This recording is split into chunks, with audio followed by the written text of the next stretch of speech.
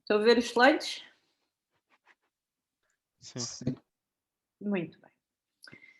Então vamos lá.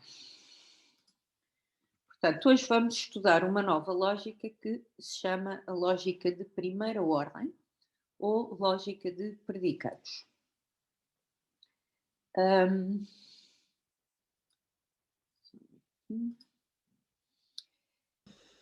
A vantagem desta lógica sobre a lógica que nós já estudamos é ter um maior poder expressivo. Isto é, vai permitir exprimir argumentos que não é possível exprimir em lógica proposicional.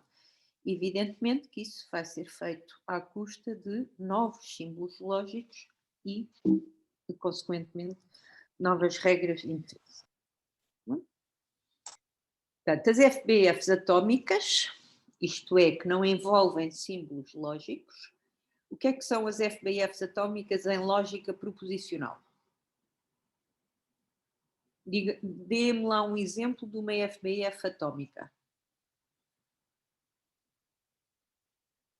P. Por exemplo, P. Não tem. As FBFs atómicas em lógica proposicional são apenas uma letra, não é? Portanto, as FBFs atómicas não têm estrutura nenhuma. Agora, na lógica de primeira ordem, uma FBF atómica passa a ter uma estrutura. Por exemplo, a proposição Sócrates é um homem passa a ser representada pela FBF homem-Sócrates. Portanto, todos os símbolos lógicos e regras de inferência para esses símbolos lógicos que estudamos na lógica proposicional mantêm-se na lógica de primeira ordem. Vamos ter novas regras de formação de FBFs, por exemplo, uma regra de formação que me diz que isto que aqui está é uma FBF, o que não se passava em lógica proposicional, e novas regras de inferência. O novo conceito de interpretação tem a ver com semântica, não vamos falar por enquanto. Portanto, para além de todos os símbolos da lógica proposicional, vamos ter mais dois símbolos, que se chamam os quantificadores. A linguagem desta lógica vai permitir a utilização de predicados, funções e variáveis. Então vamos lá ver o que é que cada um destes conceitos significa. Começando por funções, todos vocês sabem o que é uma função. Vamos ver agora duas formas de representar uma função. Portanto, primeira forma, uma função de n argumentos pode ser representada por um conjunto igualmente infinito de n mais um tuplo, isto é, tuplos de n mais um elementos. Por exemplo, pensemos na função capital de um país. Portanto, esta função vai receber um país e o valor devolvido pela função vai ser a capital desse país. Então, alguns elementos do conjunto que representa essa função são estes que aqui estão representados. O que é que isto significa? Que a capital de Portugal é Lisboa, capital de França é Paris, capital de Espanha é Madrid e assim sucessivamente. Portanto, a função tem um argumento e é representada por pares, portanto, por tuplos de 2 elementos. Normalmente, quando definimos uma função, especificamos qual o seu domínio, isto é, quais os valores que pode tomar o seu argumento, e fornecemos uma expressão designatória. Portanto, não é usual definirmos as funções como definimos no slide anterior, através de conjuntos. Por exemplo, a função que vimos no slide anterior, capital x, pode ser definida como a capital de x.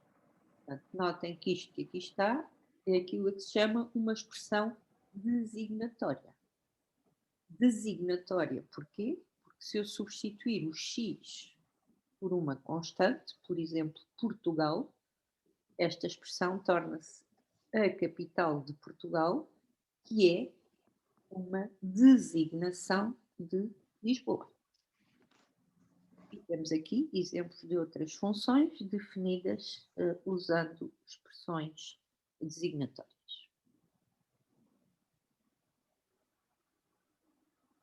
Portanto, como eu vos disse, as funções correspondem a descrições de entidades.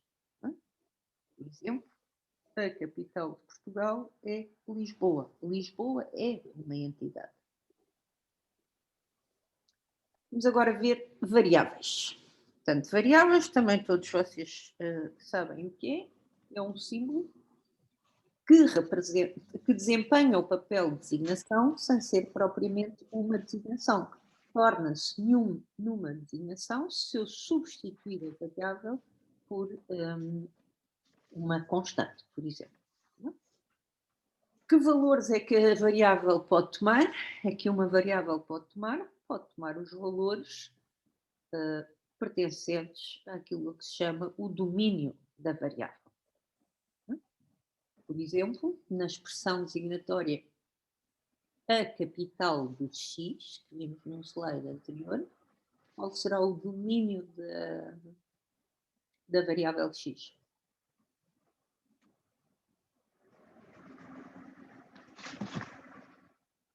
Então.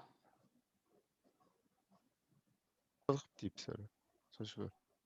Vimos num slide anterior a função capital de x. O domínio são os países?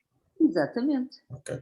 A capital de x, este x não pode tomar como valor, por exemplo, 2. Não é? Não fazia sentido. Portanto, na expressão designatória a capital de x, o domínio da variável x é o conjunto dos países. Agora, regras óbvias em relação às expressões. Se uma variável aparece mais do que uma vez numa expressão, naturalmente que ela terá que, se a substituirmos por um valor, terá que ser substituída o mesmo valor em todos os sítios em que aparece na expressão. Tá? Isto é óbvio. Não era preciso dizer. Por outro lado, se eu tiver variáveis diferentes, por exemplo, x e y, numa mesma expressão, posso atribuir-lhes o mesmo valor, desde que esse valor pertença aos domínios da mesma variável. Já vimos o que são funções e o que são variáveis, e agora vamos ver o que são relações, e isto é que nos vai permitir representar proposições, que são a pedra angular da lógica. Portanto, uma relação representa uma relação entre elementos de conjuntos. Podemos representar uma relação através de um conjunto, tal como fizemos para as funções, e neste caso uma relação de n argumentos vai ser representada por um conjunto de n tuplos, isto é, tuplos com n elementos. Por exemplo, a relação países que partilham uma fronteira terrestre pode ser representada desta forma. Portanto, isto é uma relação que tem dois argumentos, que são os países que partilham a fronteira terrestre, e podemos ter aqui estes pares. Portugal e Espanha partilham uma fronteira terrestre, Espanha-Portugal, portanto, naturalmente que esta relação é Como é que se chama esta propriedade? X e Y estão na relação, então Y de X também estão. Também está. Comutativo? Como? Comutativo? Não sei. Sim, não, aplicado às relações não é comutativo. É como? Isso era as operações, não é? Equivalência? Não. Reflexiva. Está bem? Se eu tenho uma relação reflexiva, desculpa, não é reflexiva, é simétrica. Não é? Então, isso quer dizer que se R de XY, então também temos R de Y de X. É uma relação simétrica. Reflexiva é para todo o X, RXX. Pronto, e continuando, Espanha, França e por aí fora. Não é? Seria um conjunto muito longo. Bom, agora digam-me lá, será que este conjunto pode representar uma função de um argumento, por exemplo?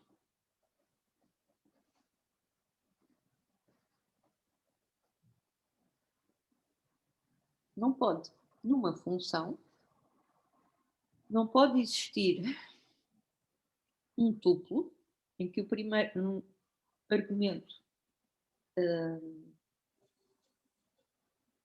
vou pegar aqui neste exemplo, em que para o mesmo primeiro argumento temos dois segundos argumentos diferentes. Para, se isto fosse uma função, não fazia sentido, porque eu estava a dizer que o valor da função para a Espanha é Portugal, e depois aqui eu estava a dizer que o valor da função para a Espanha é França. Isto não faz sentido. Uma função devolve um único valor. Não é? Portanto, este conjunto, ou parte deste conjunto, não poderia nunca corresponder a uma função. Não é? Questões? Não é? Professora, Sim, nós estamos sempre a considerar que uma função devolve apenas um valor? uma função só pode devolver um valor. Ok, Ora, ok. esse valor pode ser uma estrutura qualquer. Ok.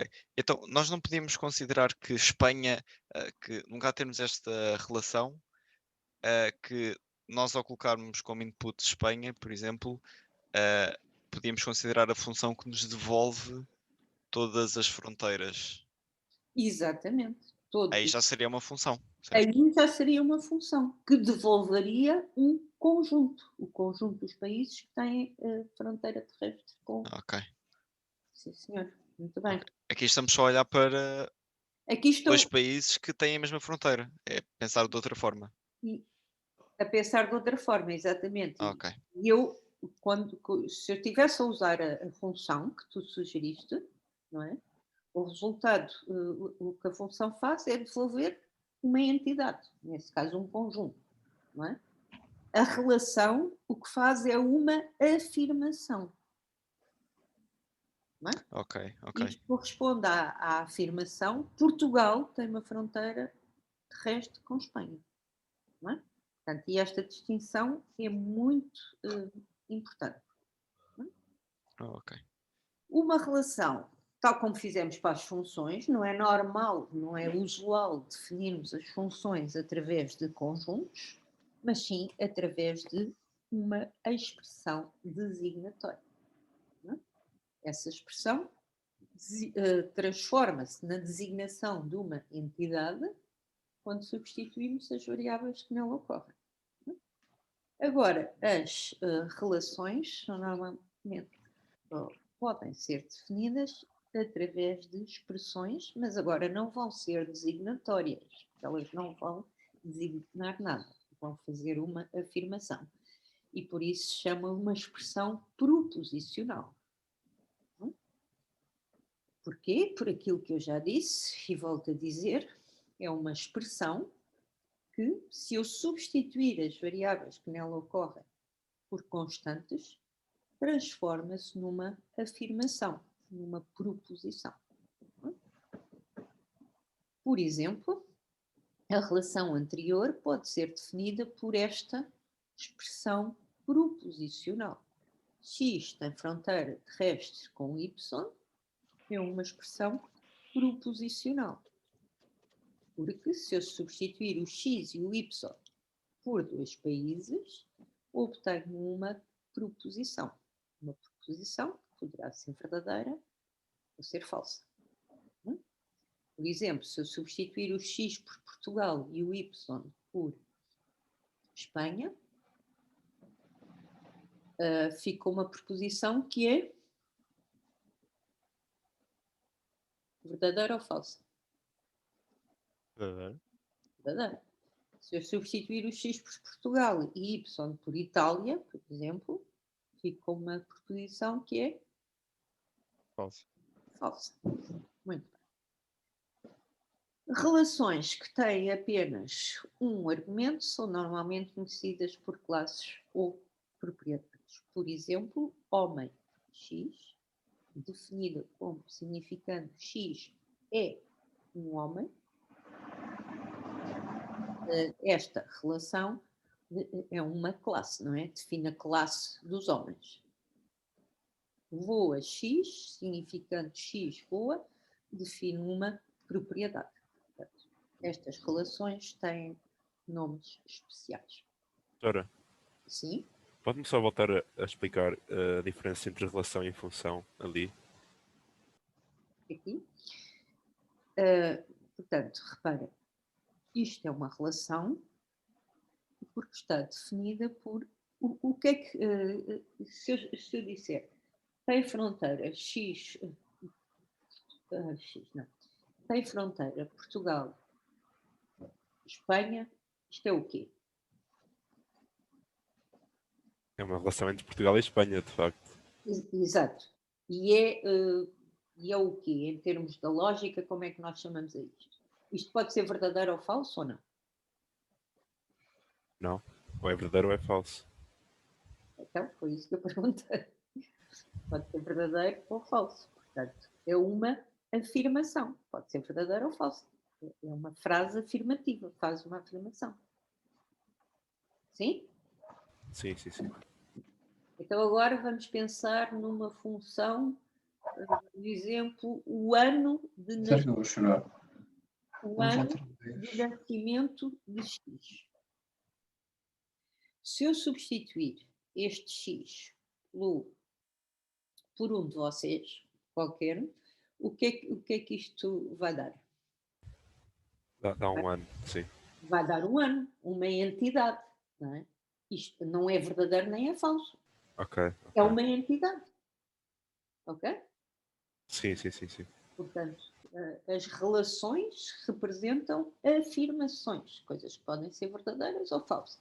Será verdadeiro se os seus argumentos pertencerem à definição da relação. Será falso em caso contrário. Enquanto que a aplicação de uma função devolve uma entidade. Ok. Pode ser um ano de nascimento, Setora, pode ser um inteiro, sim. mas há bocado, pode só puxar um ou dois slides para trás, na cena da capital. Acho que era antes. Peço desculpa estar aí tão para trás. Não Na faz mal. capital também era verdadeiro ou falso?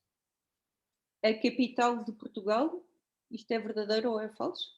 A capital de Portugal é Lisboa, é verdadeiro. É verdadeiro, mas a função não diz que a capital de Portugal é. Sim, eu estou a perceber onde é que tu queres chegar.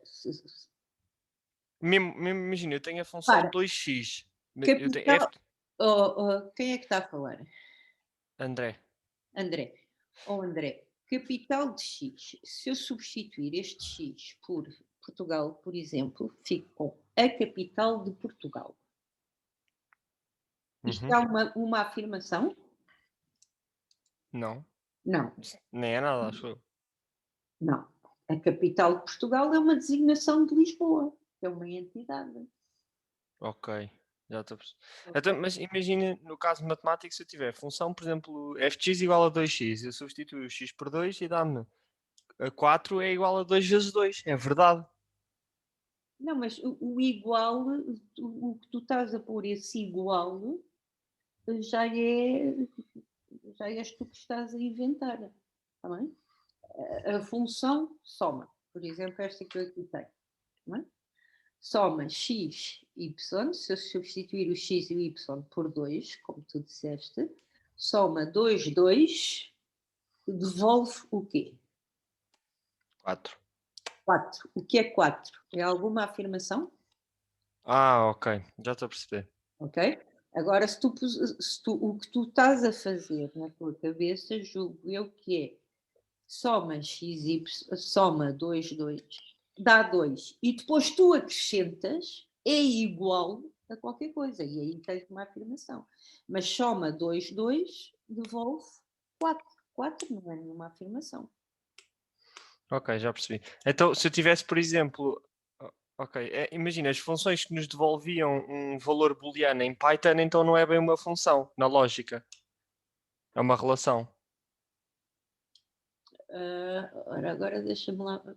Pense. Não, é uma função que devolve um valor booleano.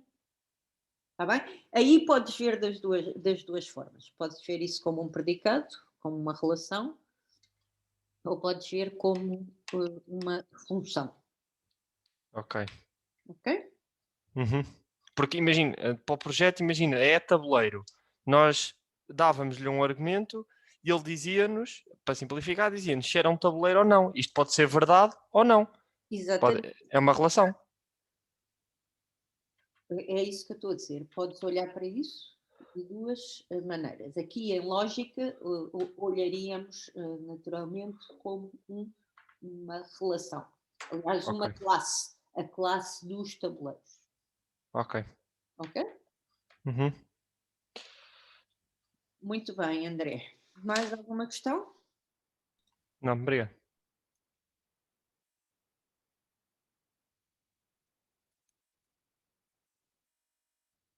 Ok. Portanto, exatamente. Era aqui que estávamos. Então, para estudar a lógica de primeira ordem ou outra lógica qualquer, o que vamos fazer é começar por definir a linguagem. Não é? E para definir a linguagem, temos que começar por definir o alfabeto básico. Isto é, definir quais são os símbolos que podem aparecer nas nossas fórmulas, nas nossas FBFs, fórmulas bem formadas. Quais eram os símbolos de pontuação que tínhamos na lógica proposicional? Lembram-se? Chavetas? Chavetas? Como, não estou. Então é das cláusulas, não sei se é. Não, não. Conjunção, Aí a disjunção, implicação. Não, símbolos de pontuação. Quais eram os símbolos que tinha? Só tínhamos parênteses. Certo? Não tínhamos vírgulas. De pontuação. Exatamente. Não é os lógicos. Símbolos de pontuação. Só tínhamos parênteses curvos. Não é? Agora, aqui vamos ter também a vírgula e parênteses retos. Símbolos lógicos. Os 4 símbolos lógicos que tínhamos na lógica proposicional. E alguém se lembra como é que se chamam os novos símbolos lógicos que vamos ter? São os quantificadores. Este que aqui está chama-se o quantificador universal e este o quantificador existencial. Este símbolo chama-se quantificador universal e lê-se para todo. O símbolo, um E maiúsculo ao contrário, chama-se quantificador existencial. E como é que se lerá? Existe pelo menos um. Exatamente, existe pelo menos um. Portanto, eu suponho que vocês já conhecem estes símbolos, não é? Letras de função. Vamos ter letras de função desta forma. Portanto, o I vai ser maior ou igual a 1 e o N maior ou igual a 0. Portanto, por exemplo, F3, 5, o que é que cada um deles representa? O I não representa nada, é só uma forma de eu nunca ficar sem novos símbolos de função, não é? Portanto, posso gerar os símbolos de função diferentes, todos aqueles de que necessitar. O N representa a aridade, isto é, o número de argumentos da função. Okay? Funções sem argumentos correspondem a constantes, como é óbvio. Normalmente não usamos esta designação, tal como na lógica proposicional não usávamos P1, P2, P3, etc.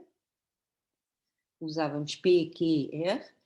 E aqui, para representar letras de função, podemos usar F, G, H, que são letras normalmente usadas para funções, ou podemos mesmo usar palavras. Não é? E isto torna as nossas fórmulas mais fáceis de ler, não é? Se aquelas funções tiverem algum significado especial. Não é? Letras de predicado, que vão representar relações. Não é? A mesma coisa, o I não significa nada, o N significa o número de argumentos do predicado. E, novamente, usamos, notem que as funções começam por minúscula e as letras de predicado começam por maiúscula. Variáveis individuais, x, y. Normalmente usamos as letras x, y, z para representar variáveis. Ok, portanto, isto são os símbolos que podem aparecer nas nossas formas. É? Agora, vamos ver um componente nas nossas formas que são os termos. É? Portanto, isto ainda não vão ser as fórmulas, mas vão ser um dos componentes das nossas formas. É?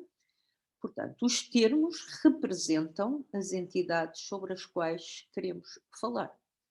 Por exemplo, imaginando a função pi, definida como pi de x,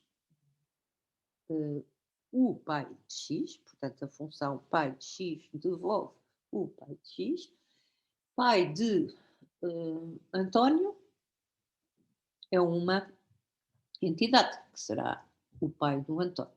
Não é? Então vamos lá ver como é que se define em termos, formalmente. Portanto, as constantes são termos. António, Portugal, 2, etc, etc, são termos. Portanto, uma constante, que é uma função de 0 argumentos, são termos. Bom, mas estes não são os únicos termos que podemos ter. Se tiver uma variável, também é um termo. E, finalmente, se tivermos n termos, T1, T2, Tn, então a aplicação de uma função de aridade n, uma função de n argumentos em n termos, também é um termo. Ok? E, portanto, tudo isto que aqui está designa entidades. Está bem? Portanto, uma constante designa uma entidade, uma variável designa uma entidade, se for substituída por uma constante, e isto que aqui está, a aplicação de uma função a termos, também designa uma entidade. Por exemplo, pai de António. Representa a entidade, a pessoa que é pai do António. Não é? Portanto, termos designam entidades.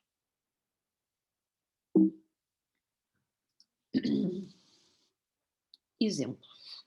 Supondo que Portugal e Augusto de Morgan são constantes, notem que aqui não estamos a seguir aquela convenção de as constantes, que são funções de 0 argumentos, começarem por minúsculas, está bem? Porque o nome dos países e o nome das pessoas costumam-se escrever como maiúsculas. Portanto, supondo que temos aquelas duas constantes e estas duas funções, capital e pai, então podemos ter estes termos. Vamos lá analisar estes termos. Este termo é uma... Constante. Portanto, eu recordo que os termos podem ser constantes, variáveis ou aplicação de funções a termos. Os dois primeiros são o quê? Constantes. Constantes, exatamente. Os dois seguintes São aplicações de funções em termos. exatamente a função capital aplicada a um termo. Este é uma constante. E aqui temos uma coisa de semelhante. Aplicação de uma função a um termo que é uma constante. E agora aqui, Aplicação de funções a termos. exatamente. Isto que aqui está, pai Augusto Morgan, é um termo. Portanto, se eu a este termo aplicar uma função, continuo a ter um termo. E se aplicar novamente uma função, continuo a ter um termo. Não é? Digam-me lá, este termo que aqui está é a designação de que entidade? Bisavô? Não sei se era isso a pergunta. Era essa exatamente Ok. a pergunta.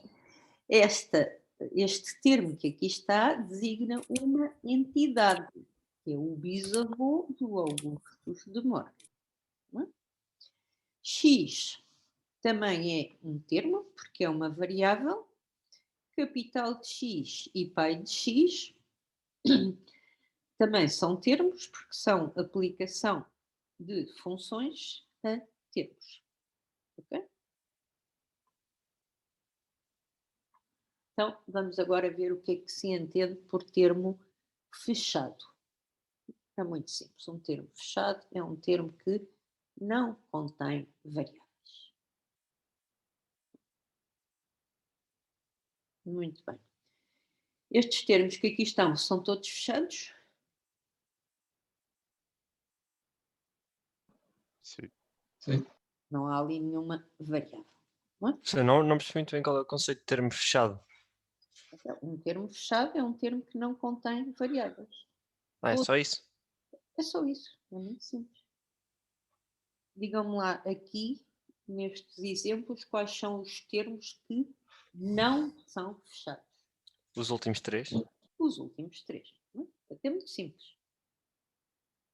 Não é? Mas depois, mais à frente, vamos precisar de estas definições.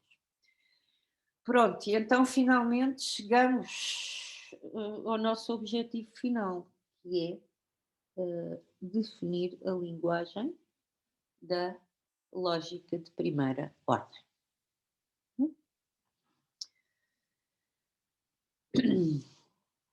Portanto, a primeira regra de formação diz que se eu tiver N termos, então a aplicação de...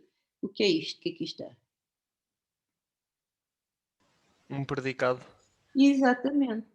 Um predicado de N argumentos, é o que significa este N aqui. Portanto, a aplicação de um predicado de N argumentos a N termos é uma FBF, é uma fórmula bem formada. Reparem que esta fórmula bem formada não contém nenhum símbolo lógico e, por essa razão, tal como já acontecia na lógica proposicional, vamos chamar-lhe uma FBF atómica. Uma FBF que não tem símbolos lógicos. Não é? Agora, as duas regras de formação seguintes são exatamente as mesmas do que vimos na lógica proposicional. E agora falta uma regra de formação que me diz como é que eu posso usar os quantificadores para formar FBFs. E esta regra diz que se alfa for uma FBF qualquer, então, para todo o x, entre parênteses retos, alfa é uma FBF. Portanto, o quantificador, uma variável e, entre parênteses retos, a FBF. E uma coisa semelhante para o quantificador existencial. É? Pronto, então a partir deste momento sabemos quais são as fórmulas válidas na lógica de primeira ordem. Professora, Sim? peço desculpa, pode voltar a isso. Aí nos quantificadores, o que é que significa na prática qualquer x parênteses retos? Por exemplo, eu posso ter uma FBF que é para todo o X, e agora dentro dos parênteses retos tenho a FBF homem X implica mortal X. Não é? Portanto, o alfa, neste caso, é homem X implica mortal X. O que é que significará? Qual é o significado desta FBF? Qualquer homem é mortal, todos os homens são mortais. Exatamente. Bom, respondi à tua pergunta, João? Sim, professora, obrigado. Não. Ok, temos aqui exemplos de FBFs.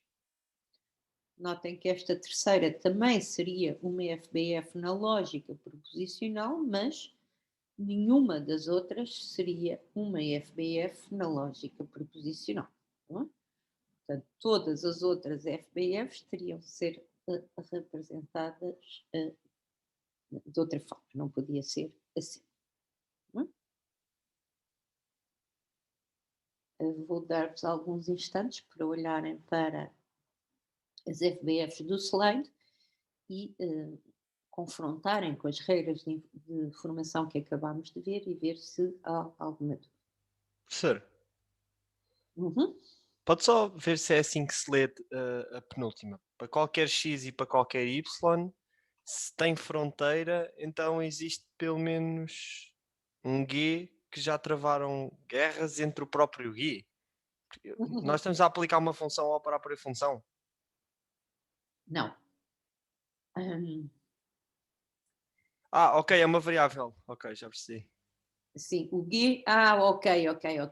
Tá bem. Parecia-me que era tipo. Ok, estava a confundir. Exato, aqui não seguimos a regra de as variáveis deverem ser x, y, z, etc. Usamos o G, que é uma letra normalmente definida, reservada a funções. Mas repara que não há ambiguidade, porque aparece aqui imediatamente Exato.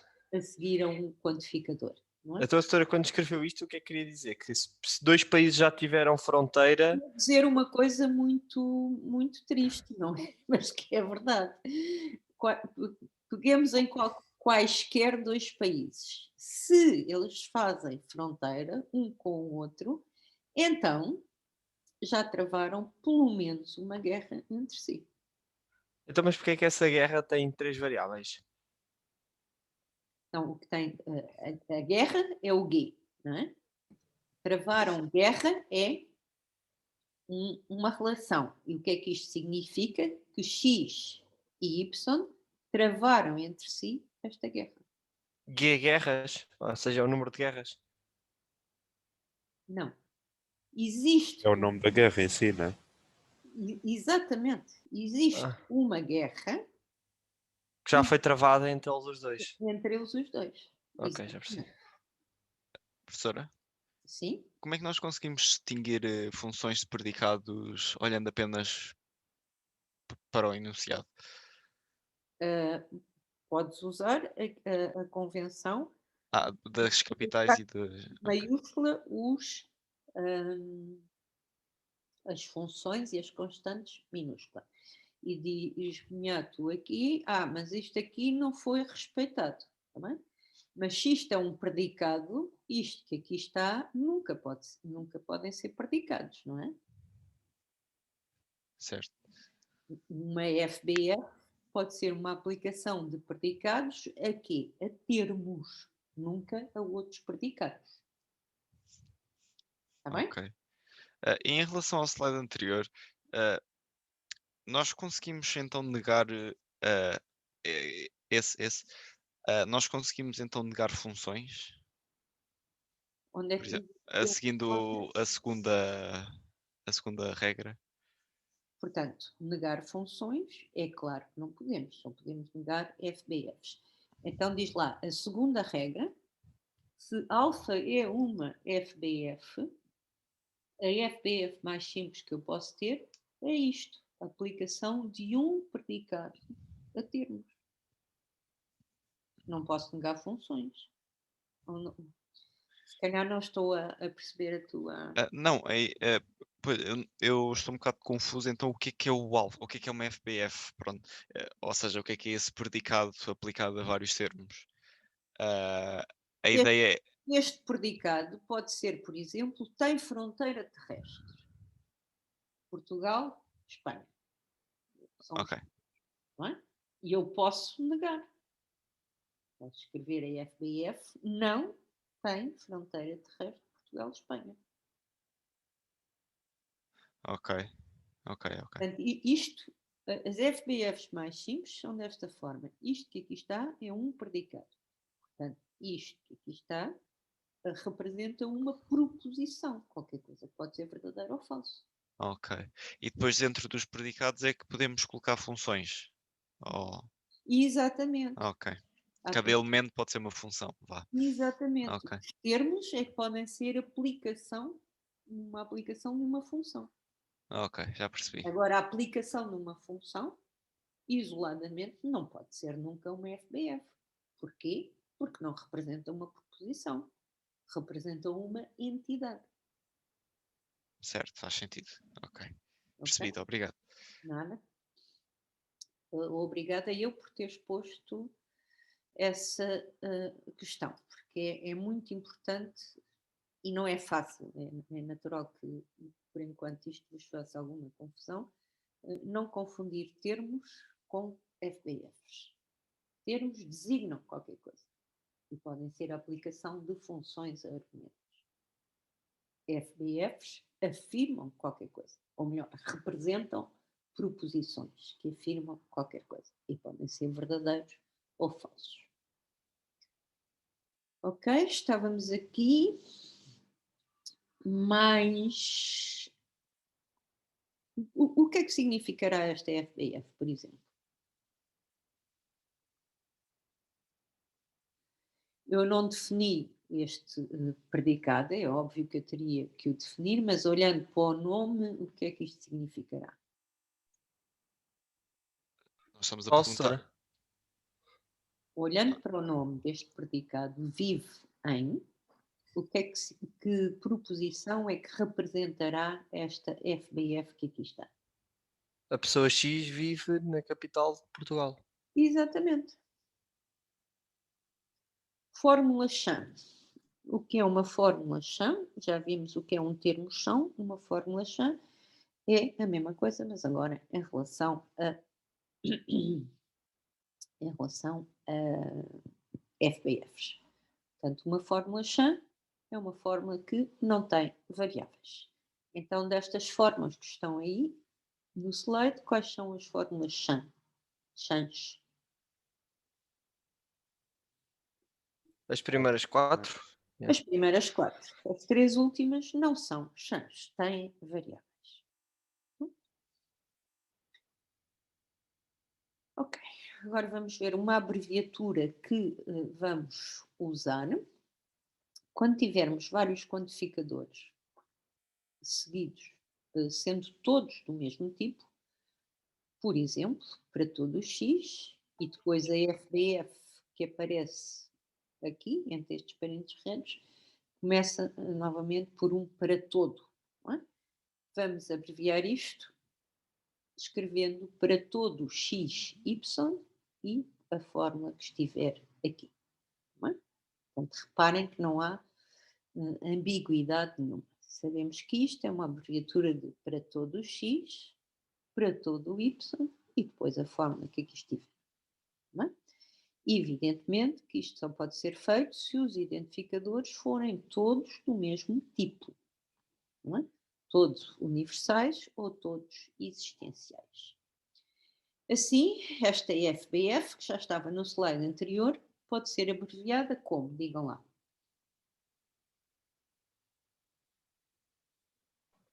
Reparem que a FBF começa por 2 quantificadores universais.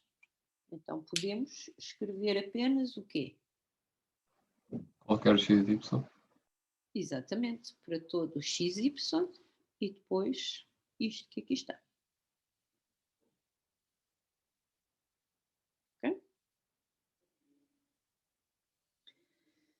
Mais uma definição que vamos precisar para a frente. Nas FBFs, para todo x alfa, existe um x alfa. A FBF alfa chama-se o domínio do quantificador. Não é? Se quiserem, é a parte da expressão onde o quantificador tem efeito. Não é? É o domínio do quantificador. E dizemos que este quantificador liga a variável x. Portanto, todos os x's que aqui aparecerem estão ligados. Estão ligados porquê? Porque estão no domínio de um quantificador. Muito bem, então vamos lá ver. O domínio do primeiro quantificador universal, reparem que só há um. O que eu quero dizer é, já sabemos que isto é uma abreviatura de para todo o x, para todo o y. Portanto, o domínio do para todo o x é que FBF. A FBF tem fronteira, então existe pelo menos um G que travaram guerra GXY. Então, e o y, o que é que lhe fizeste? É o mesmo? Imagina, isto que aqui está é para todo o x, parênteses, para todo o y, e depois isto que aqui está, não é? Portanto, o domínio do para todo o x é para todo o y, sim ou não? Então, mas se eles estão juntos, não faz sentido eles terem o mesmo domínio. Não. A ordem interessa? Isto, a ordem interessa, sim. Mas isto que aqui está é uma abreviatura de quê? De para todo o x e depois, entre parênteses, retos, isto que aqui está. Certo? Ok, já estou a perceber. Portanto, isto é uma abreviatura. Não se esqueçam de quê? É para todo o x, para todo o y e depois isto que aqui está. Portanto, o domínio do para todo o x é isto que aqui está. E o domínio do segundo quantificador universal. Ou seja, este que aqui está para todo o y, o domínio é... Tem fronteira XY, então existe pelo menos um G que travaram guerra GXY. Exatamente. E o domínio do quantificador existencial. Travaram guerra GXY. Exatamente. Portanto, é muito simples. Basta olharem para o quantificador. Só ver os parênteses, não é? É só ver os parênteses. Não tem nada que saber. O único caso em que têm que pensar mais um bocadinho é quando têm um quantificador seguido de várias variáveis. Aí têm que pensar, este para todo o x e y é uma abreviatura de para todo o x, para todo o y e depois isto. Não é? Então se eu tivesse aquilo ali ao contrário, para todo o YX é diferente. É diferente, exatamente. Nós em matemática dizer, estamos habituados a ser a mesma coisa. Que é um bocado estranho. Não, repara, o significado da fórmula Da expressão é a mesma, mas os Exatamente. domínios são diferentes. Exatamente. Se eu tivesse para todo o y de x, aqui o quantificador do primeiro quantificador, o domínio do primeiro quantificador universal, uma vez que estava aqui y, seria para todo o x. Também? Mas tens razão, portanto, para todo o xy isto, ou para todo o y de x isto, é a mesma coisa. Está bem? Repara, é a mesma coisa para esta FBF em particular, não é? Em que tem fronteira XY é equivalente a tem fronteira Y de X. Se não for, já não é a mesma coisa. Ok. Se lembrarem da regra de formação das FBFs com quantificadores, essa regra dizia Se alfa for uma FBF, então para todo x, alfa é uma FBF. Notem que a regra de formação não exige que no alfa apareça a variável que está a ser quantificada. Não é? Portanto, Mas nesse caso ela estar lá ou não é a mesma coisa, não é? exatamente. Portanto, isto que aqui está, para todo o x tem fronteira Portugal-Espanha, é uma FBF de acordo com as regras de formação. Não é? Porquê? Porque isto é uma FBF, portanto, se eu tenho uma FBF qualquer, posso pôr antes para todo o x, ou existe um x.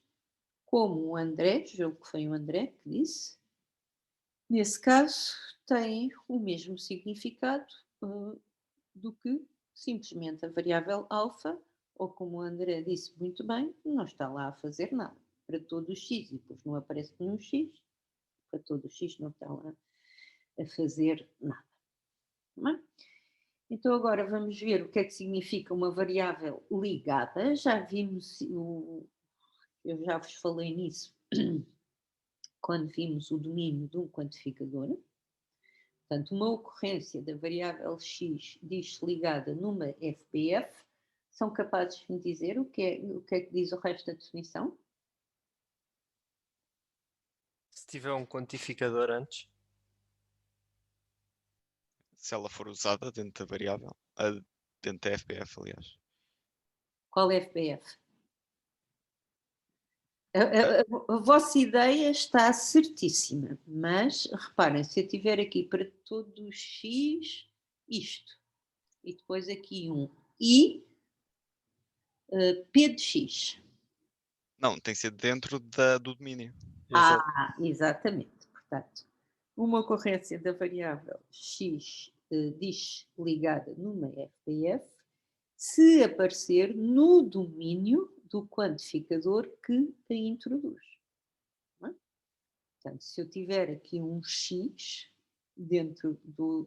Portanto, dizemos que este quantificador introduz um x, isto é o domínio. Se aparecer aqui um x, esse x, essa ocorrência de x, é ligada. Uma variável livre é o contrário de uma variável ligada. Portanto, é uma variável que, aliás, é uma ocorrência que não ocorre no domínio de nenhum quantificador que introduza essa variável. Ok, então digam-me lá. A FBF P de x contém a variável x, é óbvio. Agora, esta ocorrência é ligada ou livre? Essa é a livre. Esta é livre, não há aqui nenhum quantificador. Não é? E aqui temos P de x. O x é livre ou é ligado? É ligada. E aqui temos x, a mesma, mas agora temos duas ocorrências. A primeira ocorrência, P de x, Não, é livre. é livre. E a segunda, Q de x, É ligada. é ligada. Tá bem? Portanto, reparem que na mesma FBF, a mesma variável pode ocorrer por vezes livre e por vezes ligada. Bom, e agora, o que é que se entende por fórmula fechada? O que é uma fórmula Chan? Lembram-se? Uma fórmula que não tem variáveis. É uma fórmula que não tem variáveis. Agora, atenção, uma fórmula fechada é uma fórmula que não tem ocorrências livres de variáveis. Portanto, ela pode ter variáveis. Uma fórmula fechada pode ter variáveis. Só que todas as ocorrências dessas variáveis são ligadas. Então, vamos olhar para as três FBFs que temos aqui e digam-me lá se elas são chãs e se são fechadas. Primeira FBF, P de x é chã? Não. Não. Não, tem uma variável. Não é? E é fechada? Não. Também não, tem uma variável livre. Não é? A segunda é FBF, para todo x, P de x. É chã? Não. Não. E é fechada? Sim. Sim, muito bem. E a terceira? Não é nenhuma das duas. Não é nenhuma das duas. Mas qualquer que seja chã é fechado obrigatoriamente, não é? Exatamente. Uma fórmula chã é uma fórmula que não tem variáveis. Se não tem variáveis, não tem variáveis livres, de certeza. Não é? Portanto, chã implica fechada. Fechada, Doutora, como temos aqui, não implica chã. Uma FBF fechada pode ter variáveis. Sim? doutora, eu não estou a perceber uma coisa um bocado mais, digamos assim. Tem a ver com a matéria, mas pronto, a história é assim. Qual é a motivação deste estudo que estamos a fazer? O objetivo, digamos assim. Portanto, o objetivo último, não é? Como tu sabes, é nós pormos programas de computador a fazer raciocínio, não é? Ok. Ok? Lembras-te dos exemplos que nós vimos, aqueles pequenos puzzles que eu vos mostrei Sim. e que podíamos chegar à solução usando lógica? Uhum. Aham. E depois estudámos a resolução, que é uma forma de automatizar provas, e eu até te mostrei um programa de computador que resolvia o puzzle. Sim, é dos werewolves, as premissas. Exatamente. Lembras-te disso, não é? Lembro. Pronto. Só que com a lógica proposicional e a resolução em lógica proposicional, há muitos argumentos que nós não podemos representar, não é? Portanto, o argumento que se costuma dar clássico em lógica, o Sócrates é um homem, todos os homens são mortais, logo o Sócrates é mortal, eu não consigo representar esse argumento em lógica proposicional. Mas já o vou conseguir representar aqui, em lógica de primeira ordem. Ok. Ok? Uhum. Depois vamos ver a resolução para lógica de primeira Então o ordem. que nós estamos a fazer é aprender tudo o que aprendemos da última vez, mas por uma lógica diferente, mais completa. Exatamente. Uma loja Ok. que nos vai permitir representar muito mais argumentos. Ok.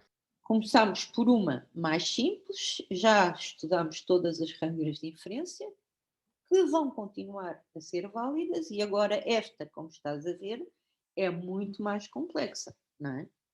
Sim. Eu só não estava a perceber, porque eu pensava que tínhamos chegado ali, a partir daí o objetivo seria computar. Não estava a perceber muito bem. Não. O nosso objetivo nem vai ser computar, está bem? Portanto, aquele programazinho que eu vos mostrei foi para vos mostrar que isto tudo serve realmente para nós escrevermos programas que são capazes de raciocinar.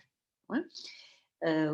Este objetivo, estas lógicas todas, são duas, que nós estamos a dar, tem como objetivo, quando nós estudarmos Prolog, que é uma linguagem de programação, nós percebermos quais são os fundamentos teóricos que estão na base dessa linguagem.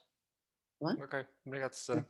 Vocês não vão aprender Prolog como aprenderam Python. Toma lá, faz isto, faz aquilo, faz aquilo. Vão perceber os fundamentos teóricos que estão na base da linguagem. Ok? Uhum. Obrigado, Susana. Ok, substituições. Pronto. E hoje vamos ficar por aqui porque já foi dada muita coisa que vocês deverão estudar para a próxima aula, está bem? Portanto, não vos vou sobrecarregar com mais matéria teórica hoje. Estou à vossa disposição, como sempre, para questões que queiram colocar. Doutora, eu não sei se a doutora levou a mal a minha pergunta ou não. Não era numa questão de saber se é útil ou não, era mesmo para perceber. Não, André, até agradeço a tua pergunta. Não leva a mal de maneira nenhuma, é natural que vocês queiram saber. E eu podia, a minha resposta podia ter sido, como acontece com algumas matérias, isto é formativo, não é? Portanto, nem todas as matérias têm que ter uma uma aplicação logo direta. Podia ser formativo, mas não. Até tem uma razão de ser. Está bem? Ok, obrigado, Susana. Não leva a mal, agradeço sempre as vossas perguntas. Professora, Sim? esta nova